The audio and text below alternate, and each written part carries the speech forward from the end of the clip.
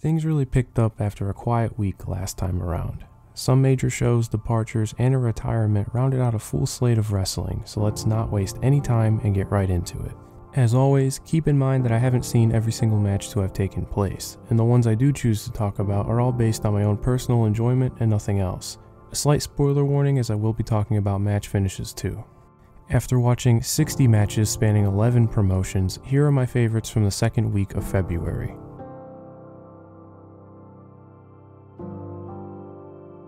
We don't know what Sting's final match will look like, and because of this, I didn't want to pass up the chance to talk about this. These Sting party matches always rule, and this was no exception. It certainly stands on its own as a match, and not just for the moment and angle that resulted in the ending of last week's Dynamite. The two teams waste no time to take advantage of the tornado rules, and the ensuing walk and brawl makes a few things clear. How much I needed to see Big Bill and the Darby pairing, and how much I'll miss Sting jumping off of high places. This also gives us another example of a good picture-in-picture break to get things back to ringside. The champions are able to take over after Big Bill counters Darby's tope with a bossman slam. While that spot was nuts, I think Bill also shines in control due to his chemistry with Darby. Not only does he come off as a monster, but facilitates his offense well when basing for a code red and the Meteora through the table. Naturally, it's Sting who fires back to disprove Ricky Stark's promise to end his career. I really liked Stark's counter, the Stinger Splash, by pulling off the turnbuckle pad, though it did lead to my one nitpick in the match. I didn't understand Stark's hesitation to hit his spear. To me, it felt like it went against the entire build, though his hesitation also could have bought time for Sting to recover. Sting would reverse another spear attempt into the Scorpion Death Drop for the win, claiming his first championship in AEW. I say it on here quite a bit, but you don't have to complicate things. This was a blast. For Sting to win gold in AEW, I'm glad it was through a style of match that has defined his run in the promotion. As for the post-match angle and impending Young Bucks match, my opinion is that if this is what Sting wants for his last match, then this is what the match should be. Simple as that. I haven't enjoyed the Young Bucks in quite some time, though I think a refreshed gimmick helps, and heel Bucks will have no problem stooging for all of Sting's offense in the finale.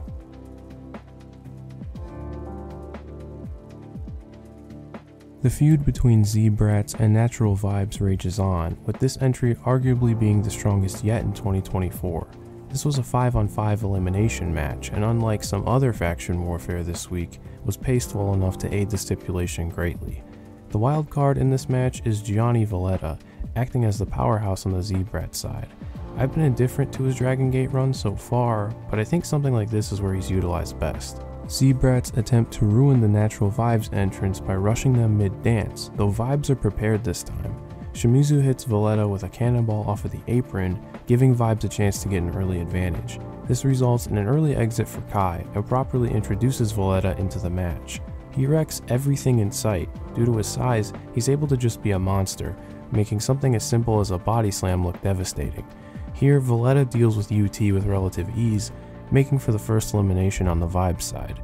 His dominance is able to put Z-Brats in control for the first time, and the unit gets to work on Jackie Funky Kamei.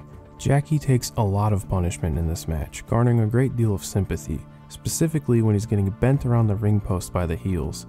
He's able to buy himself some time for Shimizu and Strong Machine J to enter, taking care of Kaito with some solid teamwork. The next section of the match highlights the over-the-top elimination rule, as KZ is thrown out by Valletta. Shimizu takes matters into his own hands, eliminating both himself and Valletta in this fashion. It's a risky strategy, but guaranteeing Valletta is out of the match gives Vibes the best chance to win. Amidst all the chaos, Strong Machine J was eliminated by Ishin, leaving it all on Jackie to see out the match.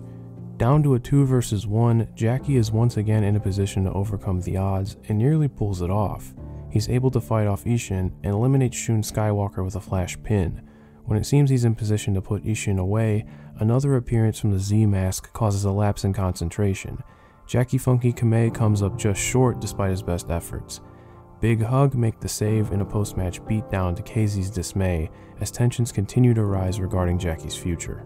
In a match where anyone can be eliminated at any given moment, I thought it was handled in a way that was very easy to follow. 20 minutes gives enough time to give every elimination without it feeling crammed, and was booked accordingly to get the focus back on Jackie.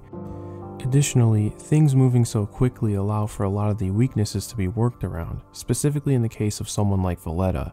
Dragongate are notorious for their multi-man matches, and this one did not disappoint, even if it didn't necessarily forward the plot just yet.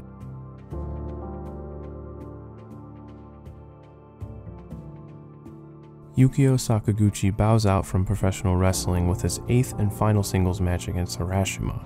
While these emotional retirements are rarely easy to get through, the match itself is structured to where the 15 minutes fly by at no cost of the emotional significance. HARASHIMA is already in tears as the first notes of Sakaguchi's music hits. Even if you aren't familiar with their past work, the importance is not lost here. The action from the opening bell is great. Following an opening slap to the face, the two spend the opening 3 or 4 minutes on the mat, and it absolutely rules. After a reversed armbar attempt, the two get to their feet, and Sakaguchi initiates the trading of strikes. The two blast each other with kicks for another 5 minutes. It begs the question of what Sakaguchi does have left in the tank, going blow for blow with an old rival for the last time. As the kicks become more rapid, Sakaguchi throws a forearm, propelling the match and his career into its final phase. As an incensed HARASHIMA gets a sick gleam in his eye, the bombs begin to fly with greater intensity. As hard as they're hitting each other, you can feel the weight in every pause. As HARASHIMA hits a somato, both men know the end is in sight. HARASHIMA hesitates, and after a defiant kick out at one, Sakaguchi implores him to end it. This moment can be a little over the top depending on your taste, though it was hard for me to not get wrapped up in it. HARASHIMA obliges, putting away Sakaguchi for the final time with a devastating somato. I love the simplicity of the match. Sakaguchi's fighting style made him stand out amongst DDT's roster, and this formatting allowed him to showcase it in his finale. Every moment feels genuine, if not understated, which is fitting for how Sakaguchi carried himself. I've only been watching DDT for a few years now, but Sakaguchi was someone I've always been drawn to. He's a good example of the ideal DDT wrestler. Someone who can go to war with the likes of Higuchi, then have an entire gimmick match based around popping balloons less than a year later, and while none of it feels out of place. He wrestled as he wanted to, and I wish him the best in whatever is next for him.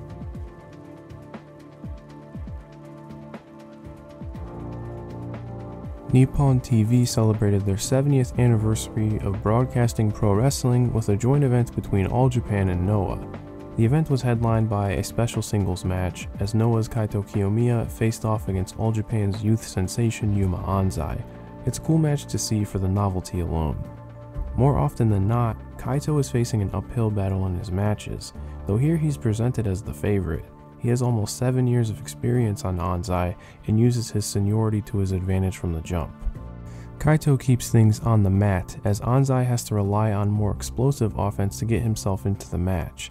A perfectly timed drop kick and some brawling on the outside levels the playing field.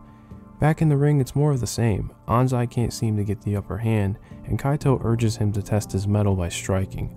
This shows a side of Kiyomiya we haven't really seen much of recently, egging on Yuma with boot washes and clubbing blows.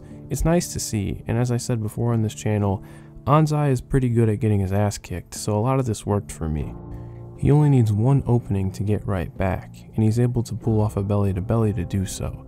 With the intensity rising, Kaito resorts to some higher risk offense, hitting a super tiger drop, which is never not cool as hell. Anzai is able to recover and goes back to what was working, withstanding and springing into high impact offense when he has the window. A dragon suplex and a jumping knee give him the first near fall of the match, and forces Kaito to adjust on the fly.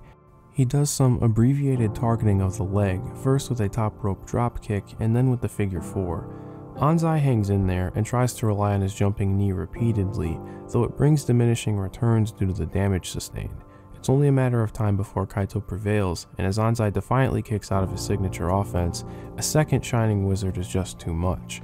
Kaito wins the match and is awarded a Mitsubishi vacuum for his troubles. This match as a whole isn't breaking any ground, but I really liked it. I think if they expanded on the ideas like the leg work a bit more, it could have reached that next level.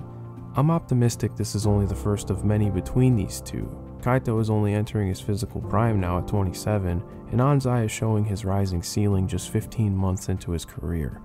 A lot of fans, at least on the western side of things, have been down on the current state of Japanese wrestling over the last 6 weeks or so, but Anzai and Kiyomiya are a reminder that it may not be as bleak as we make it out to be.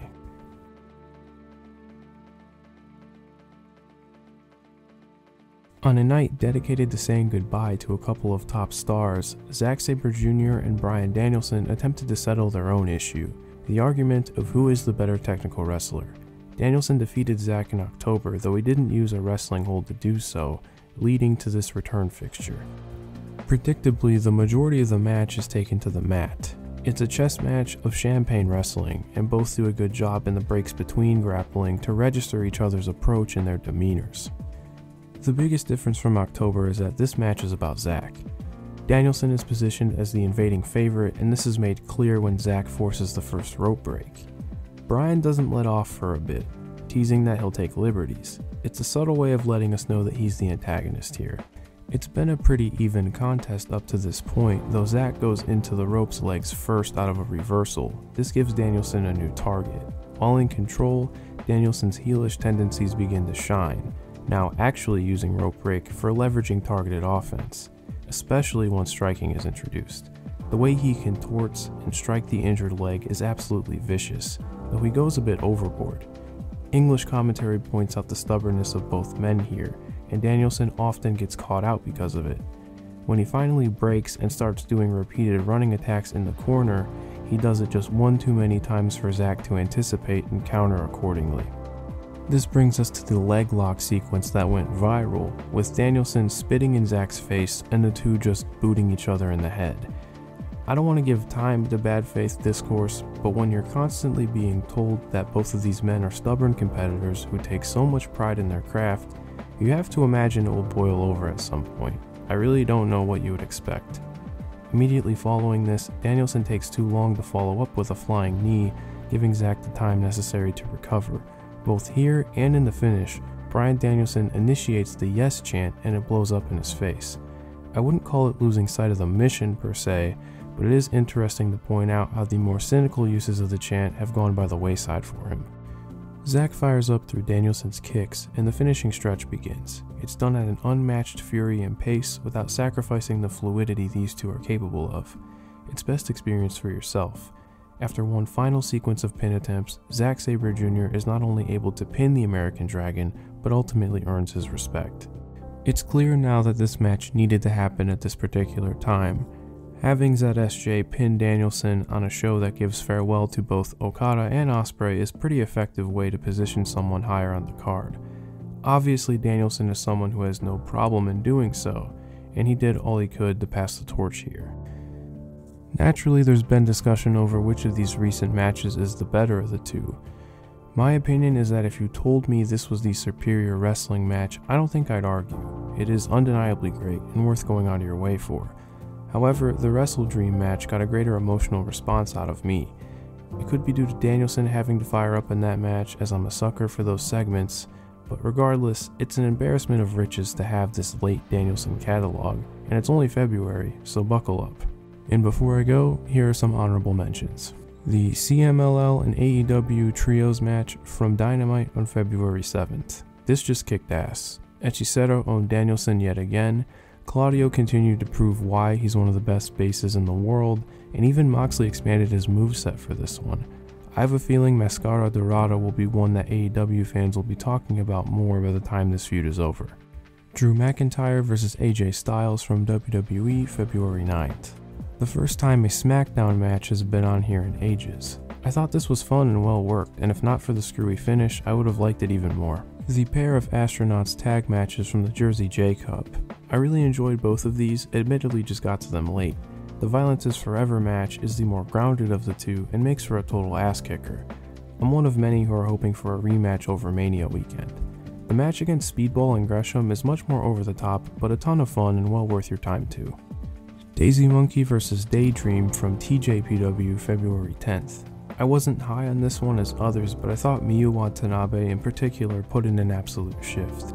I look forward to the day where she is the top champion and Daisy Monkey gets those tag belts. Hiroshi Tanahashi vs Kazuchika Okada from New Japan February 11th. A wonderful greatest hits match where Tanahashi is able to get the Osaka crowd to boo Okada in his last New Japan singles match. Go Ace. And last but not least, Kodai Nozaki vs Daisuke Sekimoto from Kyushu Pro February 11th. Two very large individuals having a big men match. It's hard to get this sort of thing wrong, especially when Sekimoto is involved. You can find it here for free on the Kyushu Pro YouTube page. And that is it from me. If you got this far into the video, thank you so much for your time and for hearing what I have to say. Apologies for being a few days late on this one. Be sure to do all of the obligatory YouTube stuff by liking and subscribing, and find me on Twitter or Blue Sky at OuterStevan. Let me know if I missed anything worth checking out, and I'll talk to you again next week.